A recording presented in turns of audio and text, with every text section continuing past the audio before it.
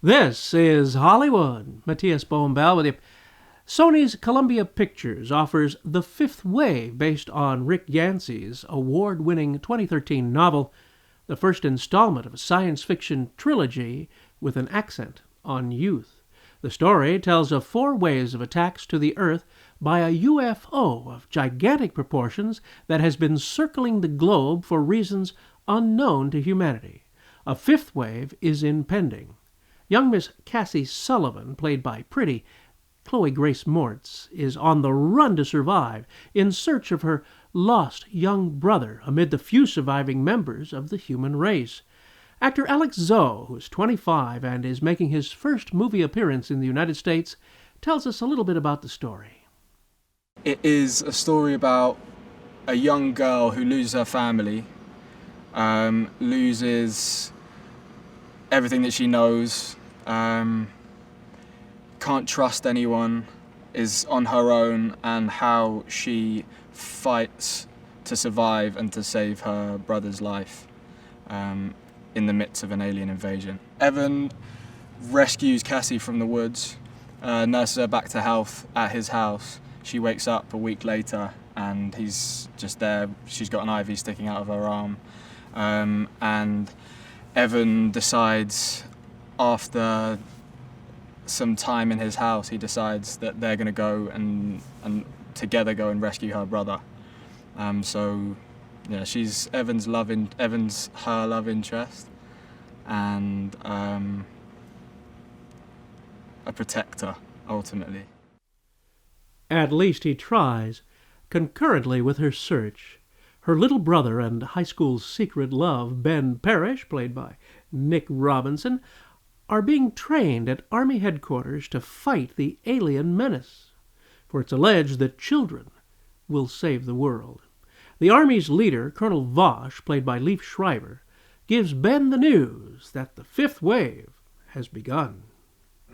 This is it. The 5th wave. Started? Yeah. Here, I want to show you something. These employ the same technology as the detector viewer from medical. We've improved it, made it mobile. The idea is to allow our soldiers in the field to instantly differentiate between friend and foe. You look at the enemy through this, and it lights them up green. We can see them before they know they've been seen. We take back the advantage. The only thing left to do now is test the optics in live conditions. Which is why tomorrow at 2100, I'm sending 4 squads into battle equipped with these helmets. Your squad will be among those 4. Yes, sir. Make me proud, son. Bring that squad back in one piece. Yes, sir.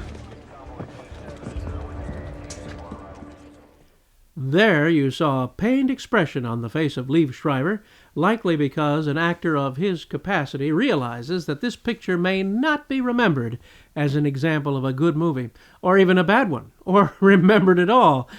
He's not alone. The audience felt it also at the screening that I attended. However, let's show you our heroine before I conclude with additional observations. Here's how you kill off a species. First, you take out the easy ones, the weak, the exposed. Kill them as efficiently as possible. That was the first 3 waves. But even if you bug bomb a house, there's always a few cockroaches left. Now we are like those cockroaches, and the others picking us off, one by one.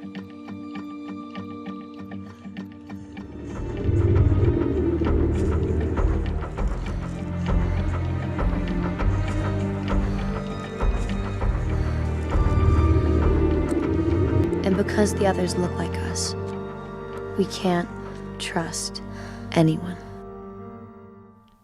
But even if you bug bomb a house, there's always a few cockroaches left. That sums up the effect of this picture on the audience that laughed at this ridiculously contrived bit of cliché-ridden pish-posh from start to finish. Miss Moretz has stiff competition from the young men in her movie, which may actually be prettier than she is. Then it hit me. This is not a movie for adults at all, but for young girls caught in the growing pains between Hello Kitty and Nicholas Sparks' romances with a touch of sci-fi zombie. both young Nick Robinson and Tony Revolori, who you remember as the lobby boy from the Grand Budapest Hotel, as well as Liev Schreiber, didn't even scratch the surface of their abilities in this disaster with pretty people in a pretty bad movie.